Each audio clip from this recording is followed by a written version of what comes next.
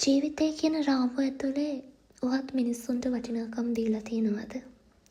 සතුට හොයන්න අමාරු මේ කාලේ දුක විතරක් නොමිලේ ලැබෙන එක හරිම සෝචනීයයි. විවිධ කාලවල විවිධ මිනිස්සු එක එක විදිහට අපේ ජීවිතවලට එන්නේ එක එක රූපවලින්. එන මිනිස්සු මොන වගේද? ඒ මිනිස්සු අපේ ජීවිතවලට එන්නේ ඇයි කියලා අපිටම තේරුම් ගන්න බෑ. නොදැනුවත්ව අපේ ජීවිතවලට එන මිනිස්සු වගේම අපි අපේ ජීවිතවලට තෝරගන්න මිනිස්සුත් ඉන්නවා.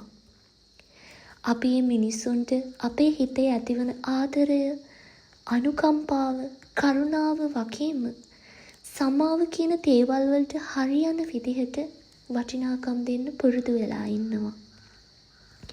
හැබැයි අපි හිතන්නේ නැහැ මේ මිනිස්සු මේ දේවල් ලබන්න සුදුසුද කියලාවත්. වැරදි කාලේ හරි පුද්ගලයා හමු වෙන එකත් හරි කාලේ වැරදි පුද්ගලයා හමු වෙන එකත් වෙන්න හොඳම නැති දේවල් වලින් එකක්. මං හිතන විදිහට හුඟක් මිනිස්සුන්ට ආවේනික වුණු දේවල් කියලා දෙයක් නැහැ. ඒ මිනිස්සුන්ට තියෙන්නේ අවස්ථාව අනුව හැඩගැහෙන ජීවිතයක්. ඒ මිනිස්සු එයාලා ජීවත් වුණු ලෝකයේ දිහා බලන විදිහෙන් තවත් මිනිසෙක් විනිශ්චය කරන්න පෙළඹෙනවා.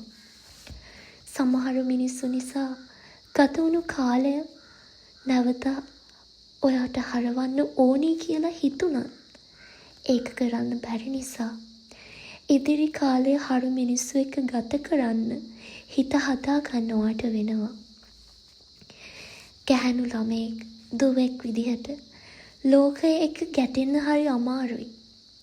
මේ ජීවිතේ සැනසීම හොයන්න ගිහින් අතරමං වුණු හුඟක් මිනිස්සු මම දැකලා තියෙනවා. ඒ මිනිස්සු අනාගතය ගැන හිතනවට වඩා අද ගැන විතරක් හිතන්න පෙළඹිලා තියෙනවා. අපි ආස දේවල් අපිට ඕනි කාලේ අපිට ඕන විදිහට ලබා ගන්න හරි අමාරුයි. ඇරත් කාලේ නවත්තන්නවත් ආපස්සට හරවන්නවත් බැරි නිසා ජීවිත ගමන ඉස්සරහට සැලසුමක් ඇතුව හෝ නැතුව යන්න අපිට සිද්ධ වෙනවා. සමහරු වාසනාවට උනා කියන දේවල් තවත් සමහරු උත්සාහයෙන් දිනාගත්තා කියනවා. සමහරු අවාසනාවන්ත වුණා කියද්දී තවත් සමහරු පරාජය වුණා කියනවා.